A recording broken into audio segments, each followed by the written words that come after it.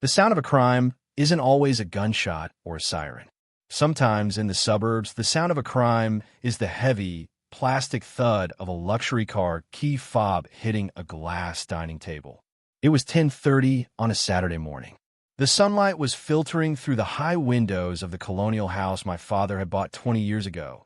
The house that used to smell like old books and vanilla when my mother was alive, but now smelled exclusively of aggressive lavender plug-ins and my stepmother's cloying department store perfume. I was sitting at the kitchen island, nursing a cup of black coffee. My laptop was open. This was the day I'd been working toward for 4 years of high school hell. It was May 15th, the tuition deposit deadline for the University of Pennsylvania. I wasn't just going to college. I was escaping. My stepmother, Brenda, breezed into the kitchen. Brenda was a woman who treated life like a photo shoot for a magazine that nobody read. She was 38, although she told her Pilates instructor she was 29. She wore white yoga pants that cost more than my first car, and she was holding a glass of Chardonnay. At 10:30 a.m., "Good morning, Andrew," she chirped. She was manic, vibrating with an energy that usually meant she had bought something she couldn't afford and was waiting for the dopamine hit to wear off. She walked past me and dropped a set of keys onto the glass table. Thud. I looked at them. They weren't the keys to her beat-up Honda Pilot. They were heavy, chrome and black leather. The three-pointed star of a Mercedes-Benz caught the light. "What's that?" I asked, looking up from my screen. "That," Brenda said, taking a sip of wine and pointing a manicured nail toward the driveway, "is our new lease on life." I looked out the bay window. Sitting in the driveway, blocking my dad's sedan, was a monstrosity, a Mercedes-Benz GLS 580 SUV. It was black. It was massive. It looked like a tank designed by a fashion designer. It still had the white protective foam on the door handles and no license plates. "Brenda," I said, a knot forming in my stomach. "That's a $100,000 car."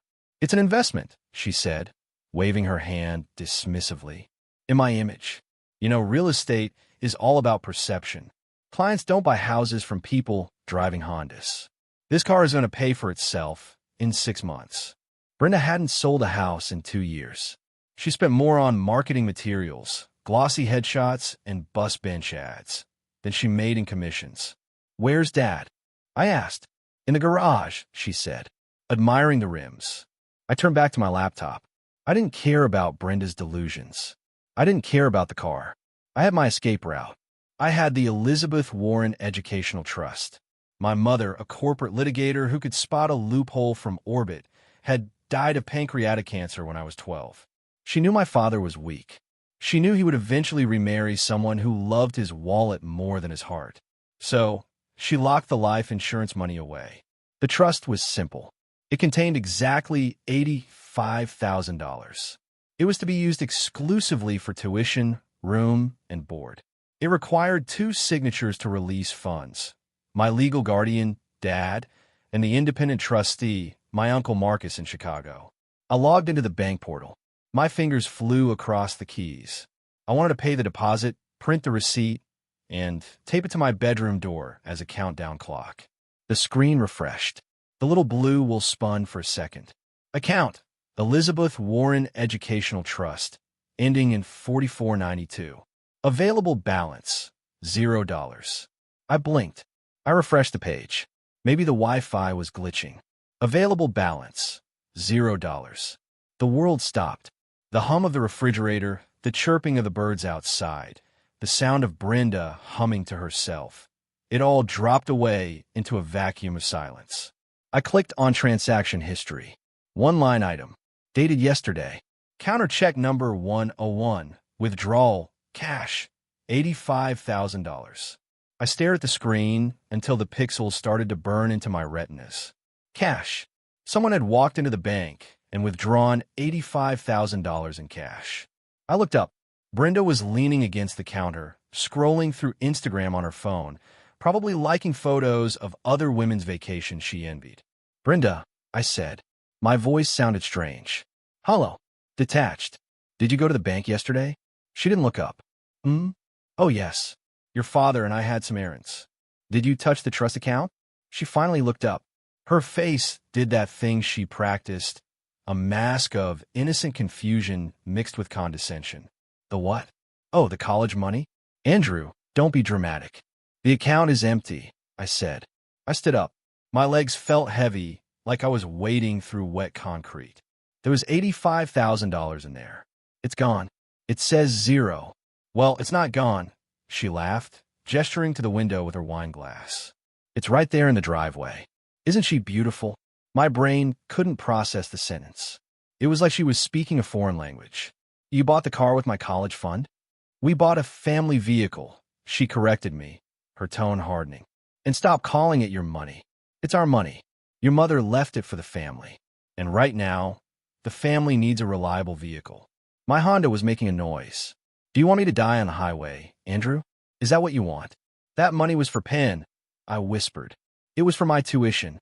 Oh, please, she scoffed. You're smart. You'll get scholarships. Or you could take out loans like normal people. Why should you get a free ride while your father and I struggle? It's selfish, really. We put a roof over your head for 18 years. We fed you. We clothed you. Consider this a reimbursement. My father walked in from the garage. He was wearing his weekend polo shirt, looking small and defeated. He saw my face. He saw the open laptop. He looked down at his shoes. Dad, I said, tell me you didn't do this. He rubbed the back of his neck. Andrew, listen. Brenda made some good points. The market is tough right now. She needs this car to jumpstart her career. Once she sells a few mansions, we'll put the money back. I promise. It's a loan. A loan. I felt a laugh bubbling up in my throat. A dangerous, hysterical thing. You took every cent? You emptied the account. We had to pay cash, Brenda interjected. The dealership wouldn't finance us because of the credit score situation. But cash is king. We got a discount. She smiled. A predatory, satisfied smile. She thought she had one. She thought I was just a kid who would cry, storm off to his room, and eventually sign the student loan paperwork because I had no other choice. She thought the power dynamic was permanent. But Brenda had made a mistake. A fatal, felony-grade mistake. She didn't know about the second key. My mother's voice echoed in my head from a conversation we had when I was 10. Andrew, always read the fine print. The devil isn't in the details. The leverage is. I looked at the Mercedes in the driveway. I looked at Brenda's smug face. I looked at my father's cowardice. I didn't scream. I didn't throw the coffee mug against the wall. Okay, I said. Brenda blinked. Okay. Okay, I repeated. I guess I'll have to figure something out. See, Brenda beamed at my father. I told you he'd understand. He's a good boy. He wants us to be happy. I'm gonna go get a snack, I said. I turned and walked into the walk-in pantry. It was a small room lined with shelves of organic pasta and artisanal sauces Brenda bought, but never cooked. I closed the door. I sat down on a crate of Pellegrino water. I pulled out my phone. I didn't call my friends. I didn't call my grandmother. I opened my banking app, found the Contact Us section, and scrolled past customer service. I clicked on a small link at the bottom, Fraud and Security. I dialed the number. First National Bank, Fraud Department, this is Operator 42. How can I help you? I said, my voice steady, cold, and precise. My name is Andrew Sterling. I am a beneficiary of the Elizabeth Warren Trust. I would like to report a felony wire fraud and embezzlement in progress. The suspect is currently in my kitchen drinking Chardonnay, and I believe she has forged a federal document. To understand how Brenda walked into a trap she couldn't see, you have to understand the architecture of my family's finances. It was a structure built on two very different foundations, my mother's ironclad foresight and my father's structural weakness. My mother, Elizabeth, was a shark. She was a partner at a corporate law firm in Philadelphia before I was even born. She dealt in mergers and acquisitions. She dealt in hostile takeovers. She taught me how to read a contract before she taught me how to ride a bike. When she got sick, she didn't spend her dying days knitting blankets. She spent them fortifying my future against the inevitable collapse of her husband's spine. She knew my father, David, was a nice guy, and in her world, nice meant vulnerable. She knew that grief would make him malleable. She predicted Brenda, or someone like her, years before Brenda ever showed up with her fake tan and her least personality. So, she created the trust. It wasn't a savings account. It was a separate legal entity, the Elizabeth Warren Educational Trust. It was designed with dead man switches and redundancies. The primary rule was the two-key security. Key 1, the legal guardian, my father. Key 2, the independent trustee. The independent trustee was my Uncle Marcus. Marcus was my mother's brother, a tax attorney in Chicago who makes his living destroying the IRS in court. Marcus is a man who wears three-piece suits to baseball games. He scares people. He definitely scares my father. The bank had strict instructions. Any withdrawal over $500 requires the physical or notarized signature of both the guardian and the trustee. Brenda didn't know Marcus. They had met once at a funeral, where Marcus had looked at her like she was a stain on a silk tie and walked away. Brenda assumed the trust was just a fancy word for a savings account that my dad had access to. She came into our lives 3 years after Mom died. She was a lifestyle realtor, which meant she spent all day at coffee shops networking and no time actually showing houses. She met my dad at a grieving spouses support group. She wasn't grieving. She was headhunting. Within 6 months, she moved in. Within a year, they were married. The transformation of our household was subtle but total.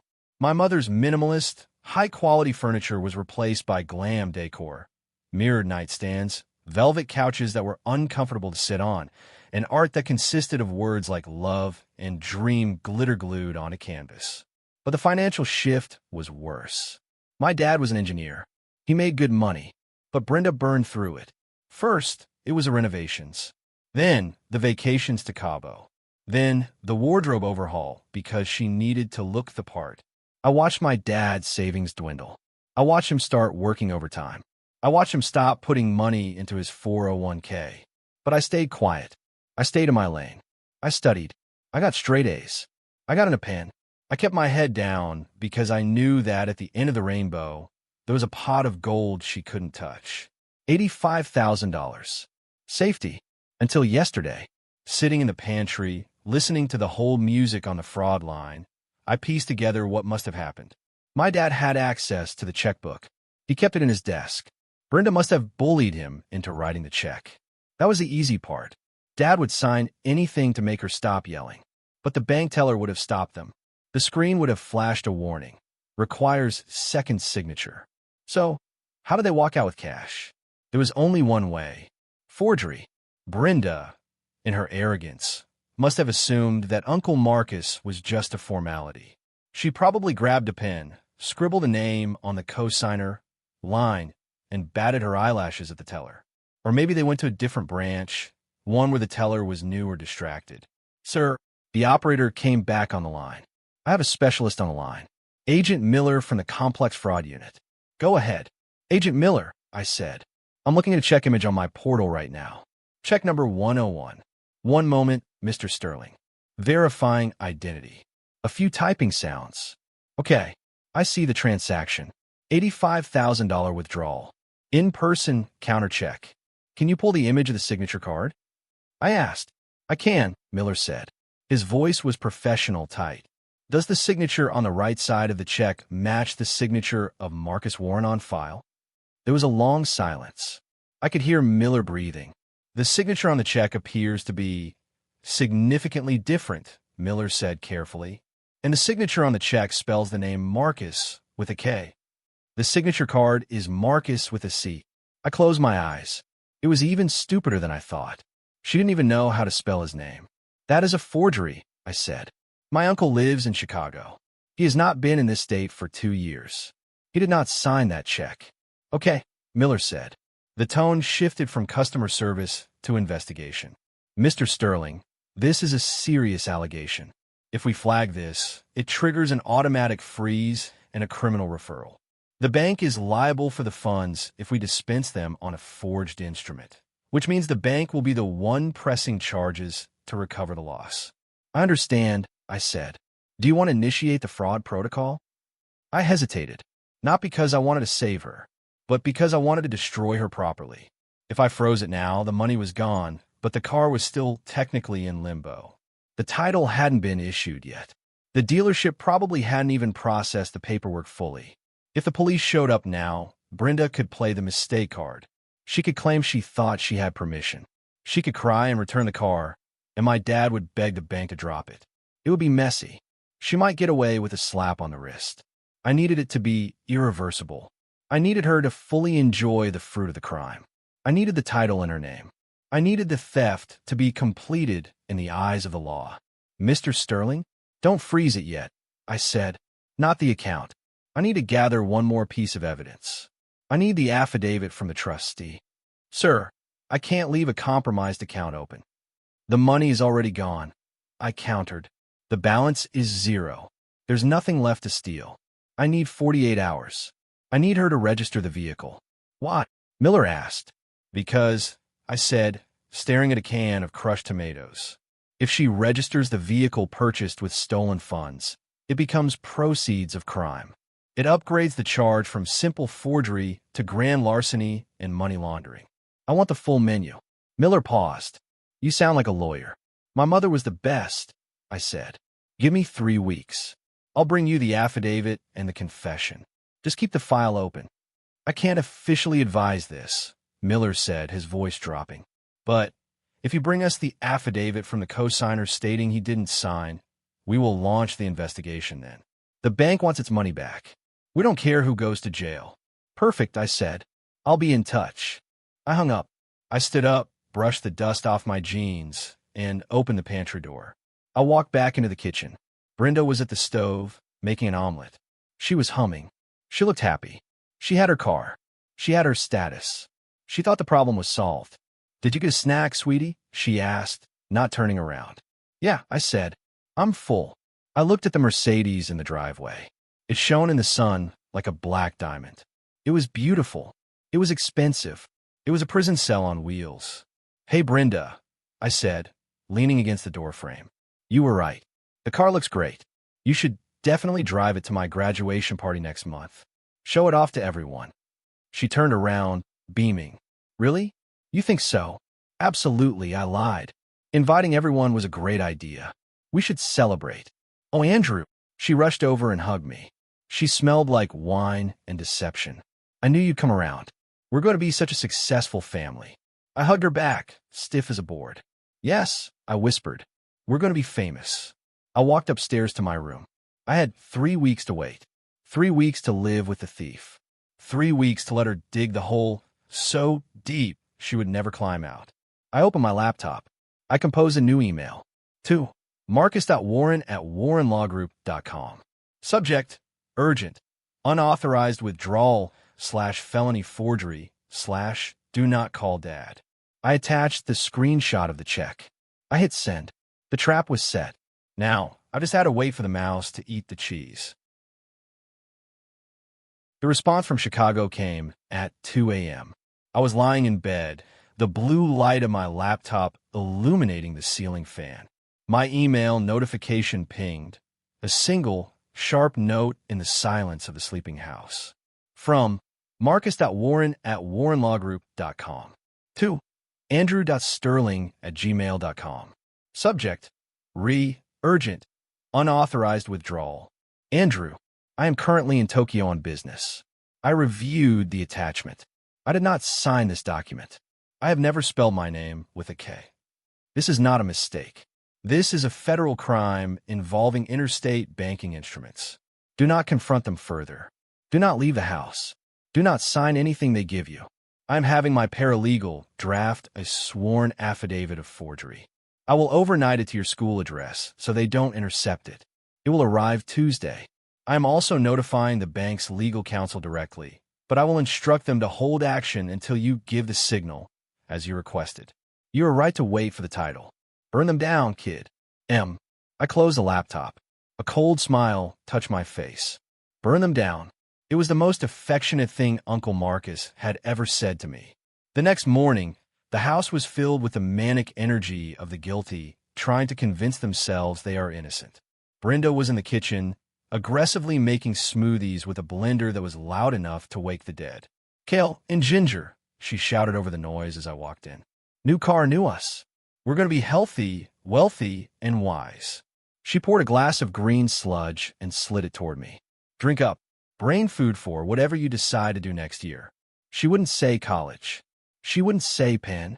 She had already mentally erased my future to justify her luxury SUV. My father was sitting at the table, reading the paper. He looked gray. He wasn't drinking a smoothie. He was drinking black coffee and staring at the sports section without turning the page. "Morning, Dad," I said, taking the glass. He flinched. "Morning, son. How's the car?" I asked, keeping my voice neutral. "Great," Brenda answered for him. "It drives like a dream. The suspension is air ride. You can't even feel the potholes." "That's good," I said, "because the road ahead is going to be bumpy."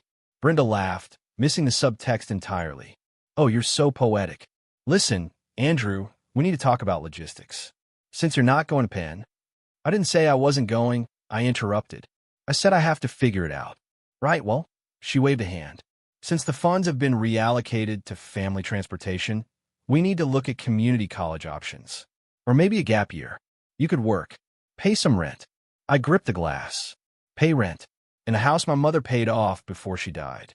In a house where they had just stolen $85,000 from me. "I'll look into it," I said. That night, the escalation began. I was in my room, pretending to look at job applications, when my father knocked on the door. He came in, closing it softly behind him. He held a piece of paper in his hand. "Andrew," he said, sitting on the edge of my bed.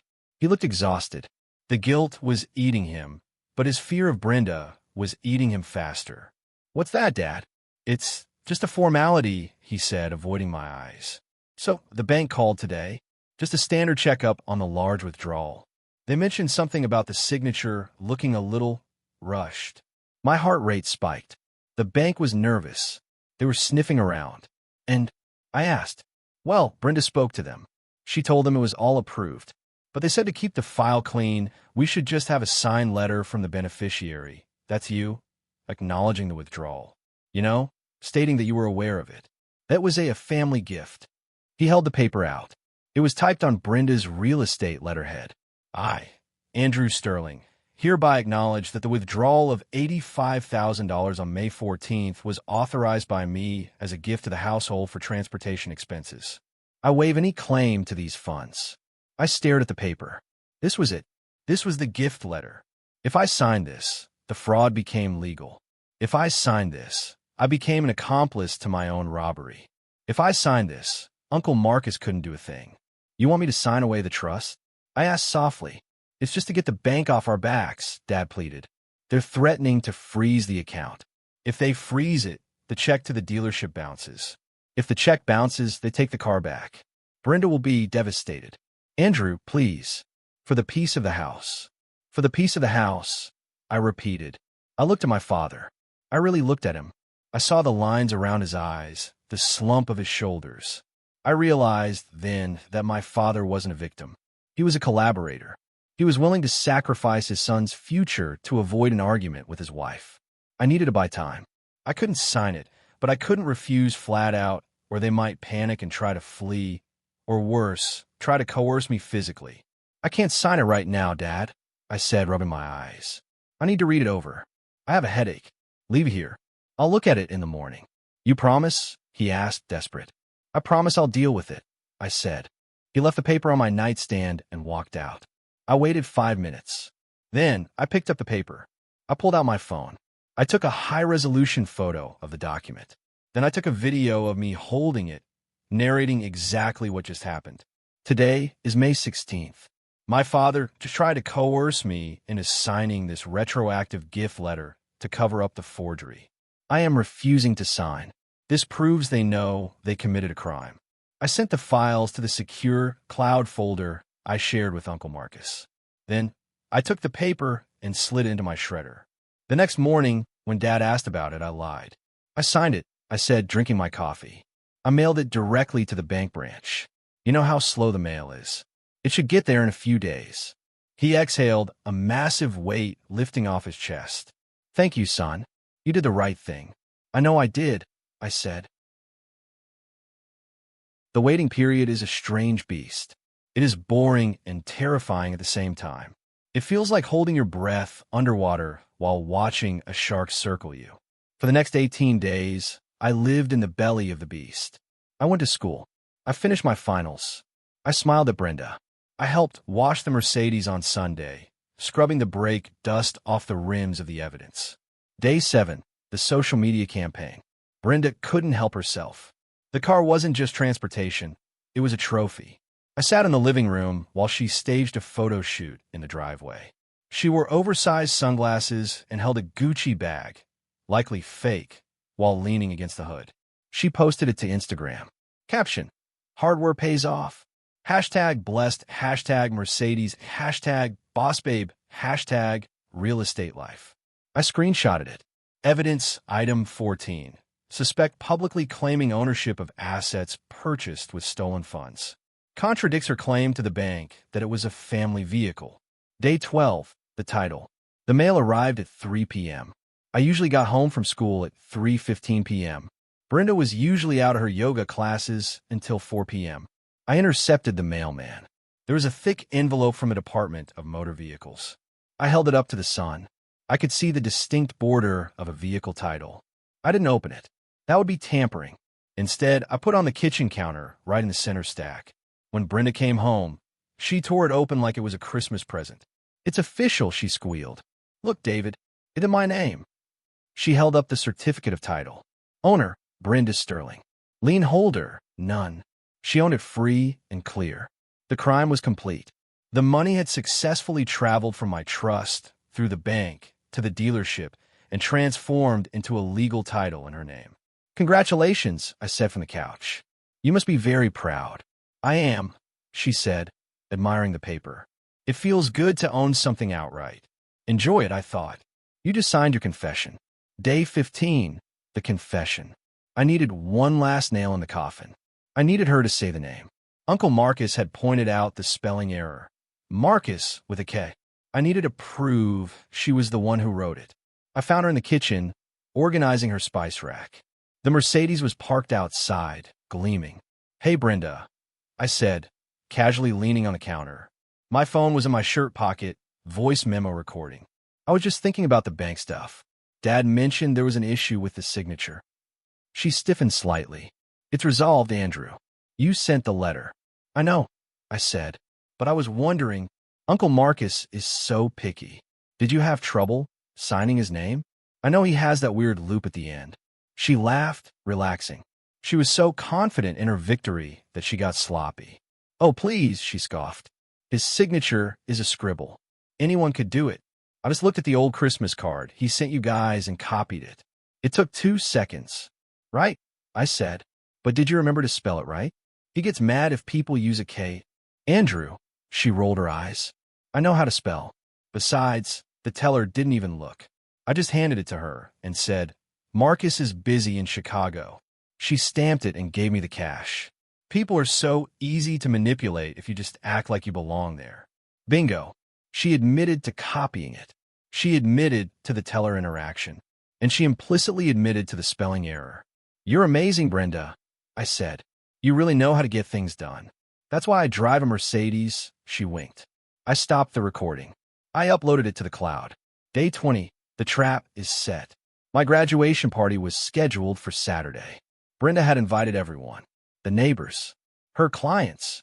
My dad's boss. She wanted a full audience. She wanted to debut the car and the perfect family image.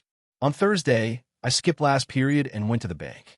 I sat in the same small office with the branch manager and Agent Miller, the fraud specialist who had flown in from Regional HQ. Agent Miller was a serious man with a buzz cut and no sense of humor. He had my file spread out on the desk. We have the affidavit from Marcus Warren, Miller said. We have a check image. We have the screenshot of the title. And we have your audio recording. Is it enough? I asked. Miller looked at the branch manager. It's enough for a RICO case, let alone state fraud. She crossed state lines with the check processing. She forged a document. She committed wire fraud. And the amount is over $50,000, which makes it a Class B felony. When do we move? The branch manager asked, looking nervous. He didn't want a scene in his lobby. The car is at the house. Miller asked me. It will be there Saturday, I said. All day. She's hosting a party. The car will be parked front and center. She blocked the driveway, so no one else can park there. Miller nodded. We can't do it at the bank. If she comes in, she might cause a scene, or worse, flee if she spots security. We need to serve the warrant where the asset is. Come to the party, I said. Miller raised an eyebrow. Excuse me? Come to the party, I repeated. Saturday, 5 p.m. There will be 50 witnesses. You can seize the asset and make the arrest in one motion. She can't run. The driveway is blocked. Miller tapped his pen on the desk. A slow smile spread across his face. We usually prefer quiet arrests, but given the magnitude of the theft and the brazen nature of the social media posts, I think a public example might be appropriate. Bring a tow truck, I added. Oh, Miller said, closing the file. We always bring a tow truck. I walked out of the bank. The sun was shining. The air smelled sweet. I went home. Brenda was in the driveway, polishing the Mercedes with a microfiber cloth. Make it shine, Brenda, I called out as I walked past. We wanted to look good for the pictures.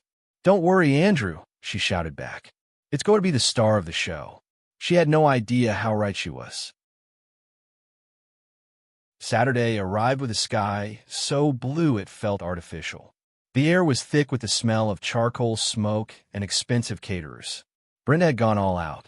She didn't hire the local barbecue joint. She hired a culinary experience team. There were servers in black vests walking around with tiny crab cakes. There was a DJ booth set up on the patio. And, of course, there was the shrine. The Mercedes GLS 580 was parked diagonally across the driveway, blocking any other cars from entering or leaving. It had a giant red bow on the hood. It wasn't even my graduation gift. It was her car, but she had positioned it like the centerpiece of the event. She wanted every guest to walk past it, to smell the new leather, to ask, "Oh my God, Brenda, is this yours?" I stood on the porch, wearing my graduation cap and gown because Brenda insisted on the aesthetic. I held a glass of sparkling cider, watching the guests arrive. There were about 60 people. My friends from high school were huddled in the corner, looking awkward. But the main crowd was Brenda's network. Real estate agents with frozen smiles, local business owners, and my dad's boss, Mr. Henderson, a man who judged people entirely by the watch they wore. "Andrew," Brenda shouted, waving me over. She was wearing a gold sequin dress that caught the sun like a disco ball. She had her arm linked through my dad's. "Come take a picture with the car. Mr. Henderson wants to see the graduate." I walked down the steps. I felt calm. The kind of calm a bomb technician feels right before he cuts the red wire, knowing he's already checked the schematics 3 times. "Mr. Henderson," I said, shaking his hand. "Fine young man," Henderson grunted. "Heading to Penn, I hear. Good school. Expensive, though. Worth every penny," Brenda interjected, stroking the hood of the Mercedes. "We believe in investing in quality, whether it's education or transportation." She winked at me, a conspiratorial wink. She really thought we were in on it together now. She thought, because I hadn't screamed for 3 weeks, I had accepted the theft. "Nice ride," Henderson said, admiring the SUV. "The 580? That's the V8 bi-turbo, right? Cost a pretty penny." "Cash," Brenda said loudly, making sure the neighbors heard. "We paid cash. No payments for the Sterlings." I checked my watch. 5:14 p.m. "You know," I said, "I think we need to move the car, Brenda. It's blocking the flow." "Nonsense," she laughed. "It stays right there. It's the star of the show." As if on cue, the music from the DJ booth faltered. The heavy bass of a top 40 hit was cut mid-beat. The chatter of the party died down as a different kind of sound filled the air. The heavy, grinding rumble of a diesel engine. A massive flatbed tow truck backed into the cul-de-sac. It was followed by 2 unmarked black sedans and a distinct state police cruiser. It didn't use sirens. They didn't need to. The visual impact was loud enough. The tow truck reversed aggressively toward the driveway, its air brakes hissing. The state police cruiser pulled up onto the lawn, its lights flashing silently. The crowd parted. My dad dropped his drink. The glass shattered on the driveway, but nobody looked down. Brenda stood frozen, her hands still resting on the hood of the Mercedes. Her smile was stuck in place, a rictus of confusion. 2 men in suits stepped out of the black sedans. One of them was Agent Miller. He was wearing a windbreaker that said Financial Crimes Unit on the back. He was flanked by 2 uniformed officers. They walked up the driveway. The gravel crunched under their boots. "What is this?" Brenda demanded, her voice shrill. "You can't park there. This is a private party." Agent Miller didn't look at the crowd. He looked straight at Brenda. He walked right up to her, invading her personal space. "Are you Brenda Sterling?" Miller asked. "Yes," she snapped. "Who are you?" "You're ruining my event." Miller pulled a folded paper from his jacket. "And are you the registered owner of this 2024 Mercedes-Benz GLS? License plate ending in 492? "Yes, I am," Brenda shouted, looking around at her friends for support. "I own it. I have the title. Now get that truck off my property before I sue you." Miller nodded to the uniformed officers. "Brenda is Sterling," Miller said, his voice carrying across the silent yard. "You are under arrest for first-degree forgery, grand larceny over $50,000, and federal wire fraud." The air left the party. It was a physical vacuum. "What?" Brenda whispered. Her face went pale beneath the bronzer. "Turn around and place your hands behind your back," Miller ordered. "No," she screamed. She looked at my dad. "David, do something. Tell them. It's a mistake. Tell them we bought it." My dad stepped forward, shaking. "Officers, please. There must be a misunderstanding. It's a family car. My son knows about it. Andrew." He turned to me, eyes pleading. "Andrew, tell them. Tell them it was a gift." I stood there in my graduation gown. I took a sip of my sparkling cider. I looked at my father. Then I looked at Agent Miller. "I tried to tell them," I said calmly. "I told them it was a felony. They told me it was a reimbursement." I reached into my gown pocket. I pulled out the red folder I had been carrying. I handed it to Agent Miller. "Here is the affidavit from the trustee," I said, and the USB drive with the recordings of her admitting to the forgery. Brenda stared at me. Her eyes were wide, terrified, and filled with a hate so pure it was almost impressive. "You," she hissed. "You little snake. We fed you. We raised you. You stole from me," I said. The officer grabbed her wrists. The handcuffs clicked, a sharp, metallic sound that cut through the silence. Brenda began to wail. Not a cry, but a scream of pure entitlement being shredded. "David, don't let them take me. The neighbors are watching." "Ma'am, stop resisting," the officer said, guiding her toward the cruiser. She stumbled in her heels, losing one of them on the driveway. Meanwhile, the tow truck driver had already hooked the chains to the Mercedes front axle. He engaged the winch. Whir clank. The family vehicle was dragged backward. The rear tires locked and skidded across the asphalt, leaving black rubber marks on Brenda's pristine driveway. Mr. Henderson, my dad's boss, watched the whole thing. He took a sip of his drink, shook his head, and walked back to his car. The party was over. There's a lesson here, and it's not about trusts or bank fraud. It's about the currency of relationships. My stepmother thought her currency was status. She thought a Mercedes made her valuable. My father thought his currency was peace. He thought that by avoiding conflict, he was buying happiness. But the only currency that matters is leverage. They thought because I was young, I had none. They thought because I was family, I wouldn't use it. They forgot that the most dangerous person in a room isn't the one yelling. It's the one counting. I'm Andrew. I graduated summa cum laude. I have 0 student debt. And I drive a 4-year-old Honda Civic that I paid for with my own money. It runs perfectly. And every time I turn the key, I don't hear a V8 engine. I hear the beautiful, silent sound of freedom. Never let them steal your future. And if they try, make sure you keep the receipt. This is Andrew, signing off.